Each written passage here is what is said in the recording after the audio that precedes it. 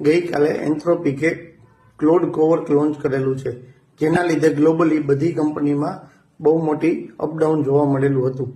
ગઈકાલે નાસ્ડેક 1.4% ડાઉન હતો, તેમજ આપણા બધા એડીઆર 5 થી 6% ડાઉન હતા, જેના લીધે આજે સવારથી જ આઈટી કંપનીમાં સેલિંગ પ્રેશર જોવા મળેલું છે. અત્યારે ઓલરેડી બધી આઈટી કંપની કે જે ટ્રેડિશનલ સોફ્ટવેર બનાવતી હતી તે બધાને અત્યારે માર્જિન પ્રોબ્લેમ્સ છે, કારણ કે એઆઈ કંપનીઝ બધી એક તો યુઝ કરવામાં પણ ઇઝી છે, પ્લસ તેની કોસ્ટ પણ ઓછી છે, જેના લીધે અત્યારે મેજર બધા જે બ્રોકરેજ હાઉસ છે, જે ફંડ મેનેજર્સ, તે પોતાનું આઈટી સેક્ટરમાં વેઇટેજ ઓછું કરે છે, જેના લીધે અત્યારે સેલિંગ પ્રેશર જોવા મળેલું છે. આપણે જ્યાં સુધી ક્લિયર ડાયરેક્શન ન મળે આઈટી કંપનીઝમાં, ત્યાં સુધી નવી ફ્રેશ પોઝિશન બનાવવાની નથી, અથવા તો લિમિટેડ કામ કરવાનું છે.